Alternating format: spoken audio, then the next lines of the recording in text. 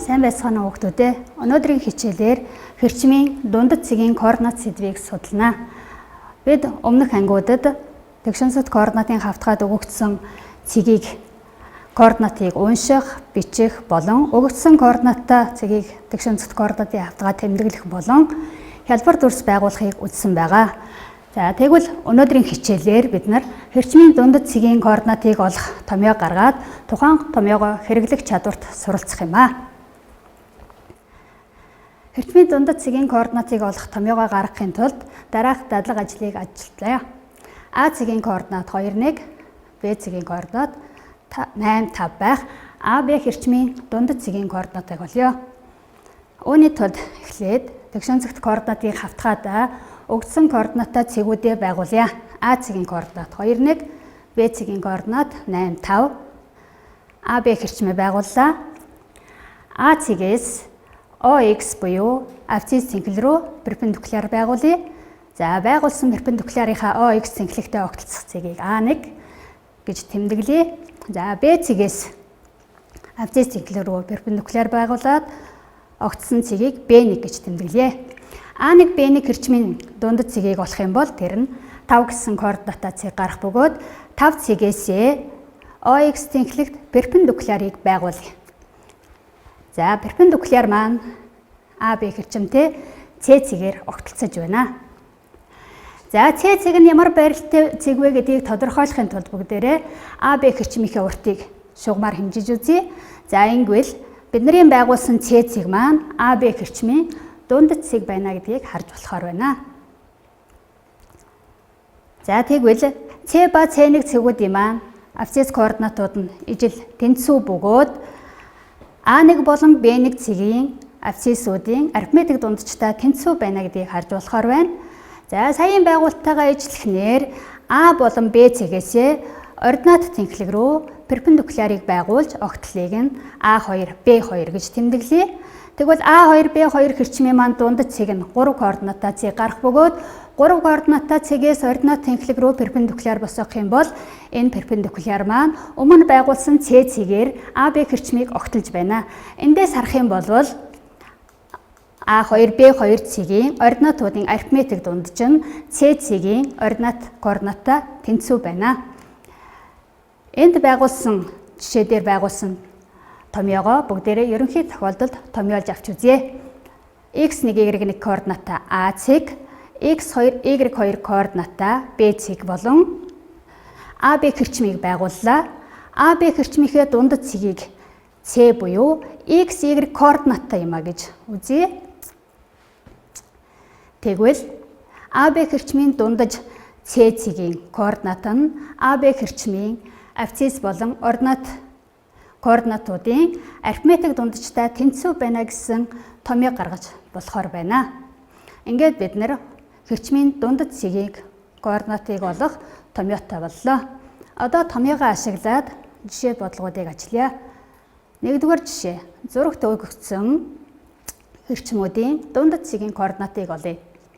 За зургаас харах юм бол бид нар хэрчмийнхээ дундад цэгийн координатыг шугамар хэмжээд эсвэл өгөгдсөн координатуудыг ажиглаад дундад цэгийнх нь координатыг шууд тодорхойлох боломжтой. Өнөөдрийн хичээлдээр бид нар координат нь өгөгдсөн тохиолдолд томьёо ашиглаж болохыг үзсэн учраас томьёогоо ашиглаж олъё. За зургаас харах юм бол А цэгийн координат хасах 1, 5, Б цэгийн координат хасах 3, 1 байна. Энэ хоёр цэгийнхээ дундад цэгийг К гэж тэмдэглэе. Тэгвэл К цэгийн координат нь А, Б цэгүүдийн ординат болон абсциссуудын арифметик дундчтай тэнцүү буюу К цэгийн координат хасах 2, 2 байх нэ. За CD хэрчмийн хувьд дундад цэгийг P гэж тэмдэглэх юм бол P цэгийн координат нь CD цэгүүдийн абсциссуудын болон ординатуудын арифметик дундчтай тэнцүү буюу 1, 1 гэсэн цэг байна. MN хэрчмийн хувьд аваад үзвэл M цэгийн координат хасах 3, хасах 4, N цэгийн координат 3, хасах 2 буюу дундаж Q цэгийн координат нь MN цэгүүдийн ординат болон абсциссуудын арифметик дундаж буюу тэг хасах 3-тай тэнцүү байна. Энэ бидний зураг дээр өмнө харсан цэгүүдтэй давхцаж байгаа гэдгийг харж болно.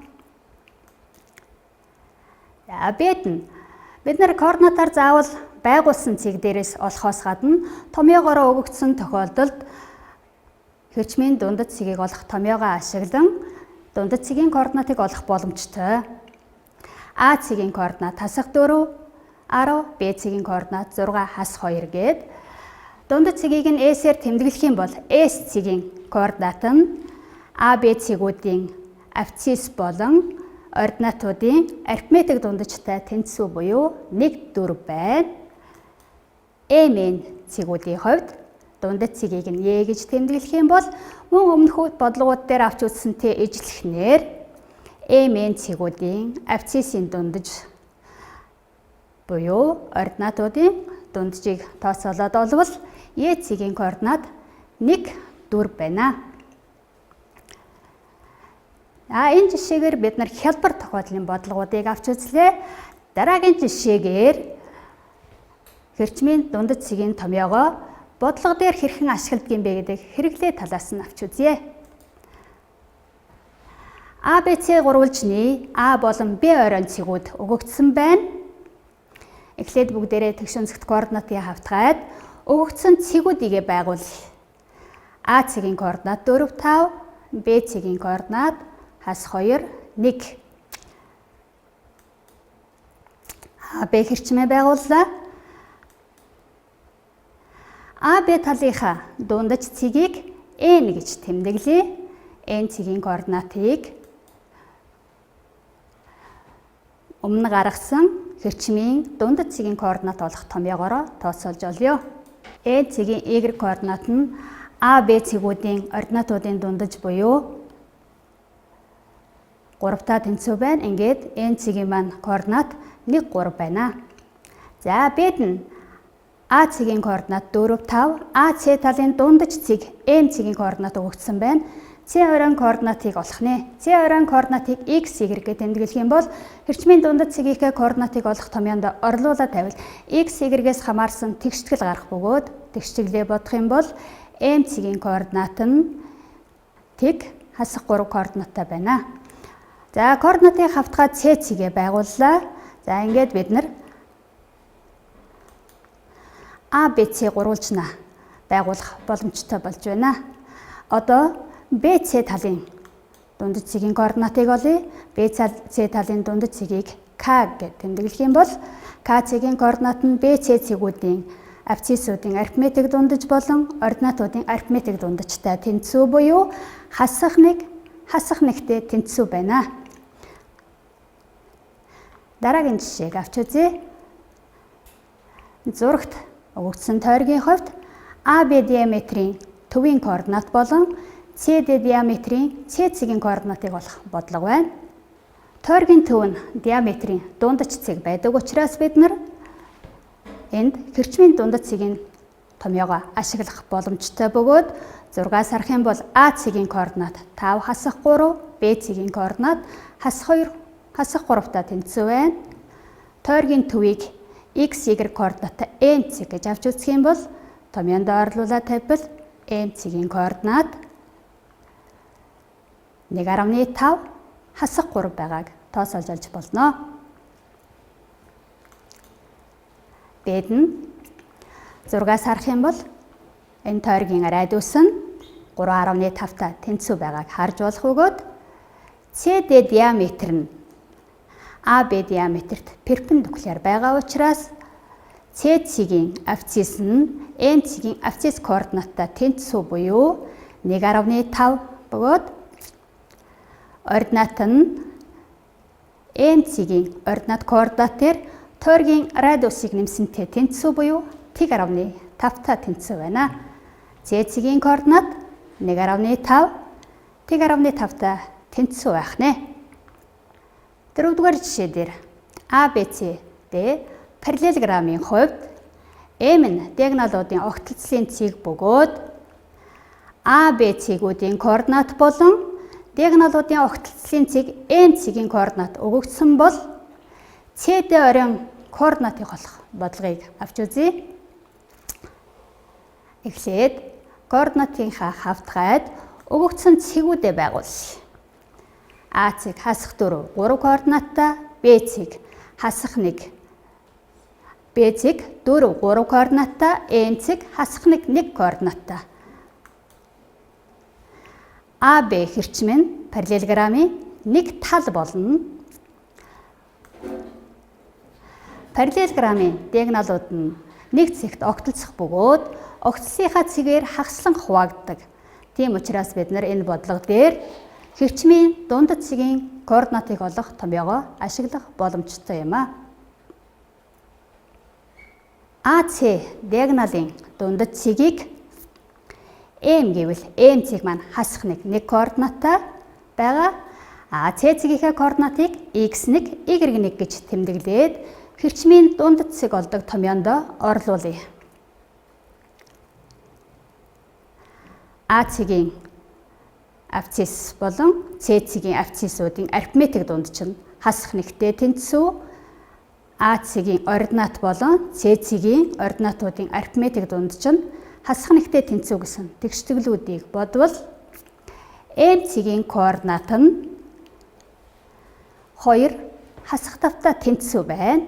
Ингээд бид нар АЦ шулуун дээрээ С цэгээ байгууллаа. Дараагийн алхамд БД диагоналын хувьд Д цэгийг олъё. Тэгвэл БД диагоналынхаа Д цэгийг координатыг x2, y2 гэж тэмдэглэх юм бол мөн түрүүчийн бодсонтой ижилхнээр хэрчмийн дундад цэгийн координат олох томьёогоо ашиглаж болно. Эндээс Д цэгийн координат нь хасах 6, хасах 5-та тэнцүү байна. За Д цэгээ координатынхаа хавтгаад байгууллаа. Д цэг маань БМ шулуун дээр оршиж байна. Өгсөн цэгүүдэд холбох юм бол АБ CD гэсэн параллелограммыг зурж болно. Эдгээр бодлогуудаас ажиглаад үзэх юм бол хэрчмийн төгсгөлийн цэгүүдийн координат болон хэрчмийн 2 цэг өгөгдсөн тохиолдолд бид нар бусад координат угалдыг нь олох боломжтой байна. Өнөөдрийн хичээлээ дүгнж авч үзэх юм бол нэгдүгээрт нь бид нар төгсгөлийн цэгүүдийн координат нь өгөгдсөн хэрчмийн хувьд хэрчмийн дундад цэгийг координатыг олох томьёо гаргаж авсан байгаа. Хоёрдугаарт нь тухайн томьёогоо ашиглаад хэрчмийн нэг үзүүрийн болон дундад цэгийн координат өгсөн үед нөгөө цэгийн координатыг олох буюу тухайн томьёогоо хэрэглэх чадварт суралцлаа. Даалгаварт сурах хүчийнхээ 121-р хуудасны дасгал 5, 6, 8, 9-р дасгалуудыг ажиллаж өнөөдрийн хичээл дээр үзсэн томьёо чадваруудаа баттгахаас гадна өгөгдсөн бодлогыг бодоорой. Өнөөдрийн хичээлд анхааралтай идэвхтэй оролцсон хүүхдүүдэд баярлалаа.